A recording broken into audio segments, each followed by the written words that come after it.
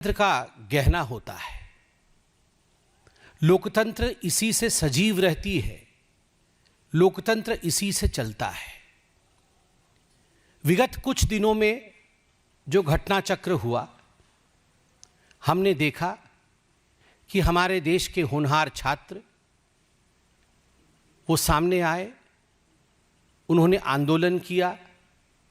छात्रों के आंदोलन में किस प्रकार से हमारे पार्टी के बड़े नेताओं ने उनसे बातचीत की, समाधान निकला, आंदोलन समाप्त हुआ और जो मूल विषय कई वर्षों से 2014 तक भारत के स्वतंत्रता से 2014 तक पेंडिंग था, अर्थात पेपर लीक से कैसे बचा जाए, एग्जामिनेशन को और सुदृढ़ कैसे किए जाए, जो माफिया है पेपर लीक के पीछे उनको किस प्रकार से कड़ी सजा दी जाए।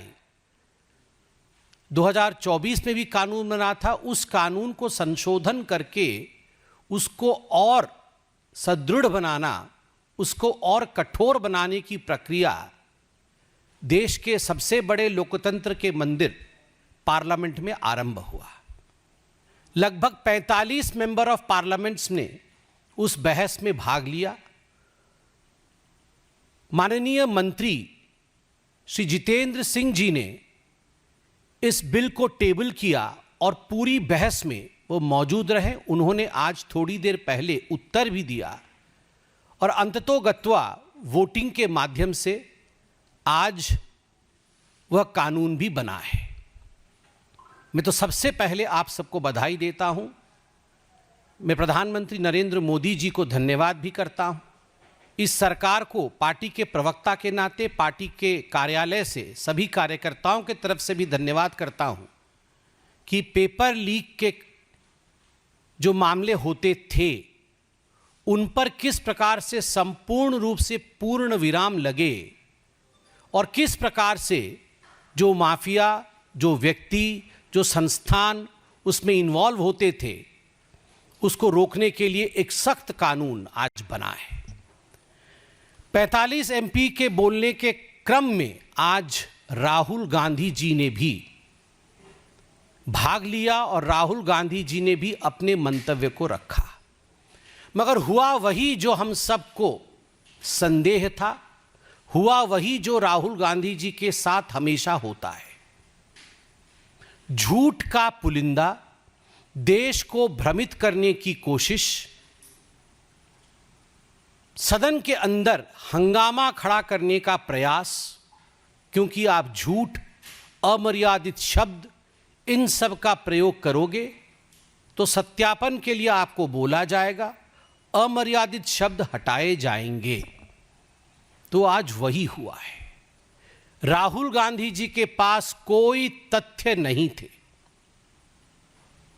राहुल गांधी जी के एक एक करके बिंदुवार, सिलसिलेवार तरीके से कहां कहां उन्होंने झूठ बोला और सत्य क्या है, मैं आपके समक्ष इस प्रेस वार्ता में रख रहा हूं। नंबर एक, और पूरे गंभीरता के साथ, यह प्रेस कॉन्फ्रेंस कोई साधारण प्रेस कॉन्फ्रेंस नहीं है। इस प्रेस कॉन्फ्रेंस में आज राहुल गांधी जी के उस तथ्य को जो अतथ्य है और जो झूठ है, जिसको तथ्य के रूप में पेश करने की कोशिश पार्लियामेंट में की कि स्टूडेंट्स के सदन मार्च, पार्लियामेंट मार्च के ऊपर गोली चलाई गई, इसका खंडन किया जाता है कड़े शब्दों में। आज राहुल गांधी ने कहा स्टूडेंट्स के ऊपर गोली चलाई गई। भारतीय जनता पार्टी स्पष्ट शब्दों में कहती है, आधिकारिक रूप से कहती है, सारे बातचीत के बाद कहती है कि गोली नहीं चलाई गई। राहुल गांधी जी ने झूठ बोला कि गोली चलाई गई, गोली नहीं चलाई गई। उन्होंने कहा कि गोली चलाने का जो फरमान था, जो ऑर्डर था, जो हुक्म था, वो देश के गृह मंत्री आदरणीय अमित शाह जी ने दिया। झूठ, क्योंकि गोली चली नहीं तो ऑर्डर कहां से आएगा।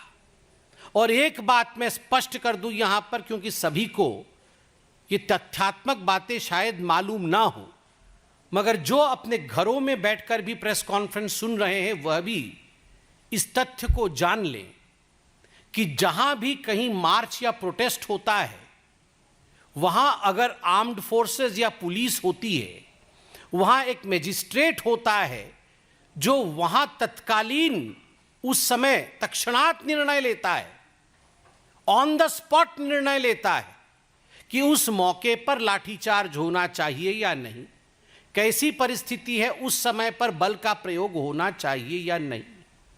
यह निर्णय देश के गृह मंत्री नहीं लेते हैं, वहीं मौजूद मजिस्ट्रेट लेते हैं। तो गोली चली नहीं, किसी ने गोली चलाने का हुक्म नहीं दिया और लोकल मजिस्ट्रेट मौजूद होते हैं। यह सब विषय नेता प्रतिपक्ष को मालूम होना चाहिए, और मैं नहीं कह रहा हूं कि मालूम नहीं होगा, उन्हें मालूम नहीं होगा भी। तो बीच बीच में मैं देख रहा था प्रियंका जी आके उनके कान में कुछ बता रही थी, बाकी लोग उनके कान में कुछ बता रहे थे, अर्थात वो उनको सत्य से अवगत करा रहे होंगे, मगर फिर भी जागते हुए जो लोग सोना चाहते हैं उनको जगाया नहीं जा सकता है। राहुल गांधी जी भ्रम फैलाने के लिए गोली चलाने की बात कही, नंबर 1। नंबर 2, उन्होंने कहा कि देश के गृह मंत्री कहां हैं, क्यों नहीं मौजूद है। राहुल जी, आपकी तरह देश के गृह मंत्री मेरे नेता हैं, आपके भी नेता हैं, आपके भी देश के गृह मंत्री हैं, बड़े सम्मान भाव के साथ उन्हें हिंदुस्तान देखता है। देश के गृह मंत्री आपके तरह चोरी चोरी Chupke Chupke secretly foreign trips पे नहीं जाते हैं। मैं सीना ठोक के कहता हूं, देश का गृह मंत्री आदरणीय अमित शाह कार्यक्रम करते हैं, पब्लिकली पब्लिश्ड कार्यक्रम होते हैं, वो जा जाते हैं, वो कहां होते हैं, वो क्या कर रहे होते हैं, किस कार्यक्रम में सम्मिलित होते हैं, ये पब्लिकली पब्लिश्ड होता है, सोशल मीडिया में जारी होती है, मीडिया जानती है। वो सदन में ही मौजूद थे, जिस समय राहुल गांधी बोल रहे थे वो सदन में ही मौजूद थे, मगर फिर भी राहुल गांधी ने कहा गृह मंत्री कहा गए। और यह बिल, जो बिल अनफेयर प्रैक्टिसेस का लाया गया था, प्रिवेंशन ऑफ अनफेयर प्रैक्टिस, इस प्रिवेंशन ऑफ अनफेयर प्रैक्टिस के बिल को जिस मंत्री जी ने, माननीय जितेंद्र सिंह जी ने ले किया था टेबल पे, जिस पे जवाब भी जब माननीय मंत्री जितेंद्र सिंह जी ने दिया, वो सदन के गृह में पूरी तरह से मौजूद थे। जिस समय राहुल गांधी जी कह रहे थे उस समय भी जितेंद्र सिंह जी वहां मौजूद थे और लिख रहे थे राहुल जी क्या कह रहे हैं ताकि वो जवाब दे सके। केवल सनसनी बनाने के लिए राहुल गांधी जी ने गृह मंत्री जी का नाम लिया। तीसरा विषय गंभीर है। इतने सारे आप पत्रकार बैठे हैं, मुझसे तो अधिक बहुत ध्यान से और बिंदुवार तरीके से आपने राहुल गांधी जी के भाषण को सुना होगा, क्योंकि आपको रिपोर्टिंग करनी होती है। वहाँ तो दिन भी था, हम कई बार अच्छे से भी नहीं सुन पाते हैं, मगर आप तो बहुत ध्यान से सुनते हैं। एक बात मुझे क्लियरली बताइए, राहुल गांधी जी ने आज क्या कहा? 3 कैटेगरी होती है। एक जगह उन्होंने कहा कि 3 कैटेगरी की स्टूडेंट्स होते हैं, एक जगह उन्होंने उसको जनरलाइज कर दिया कि पूरे देश में 3 कैटेगरी के लोग हैं, और एक जगह उन्होंने कहा कि उनको किसी छात्रा ने बताया है कि जंतर मंतर में 3 कैटेगरी के लोग थे।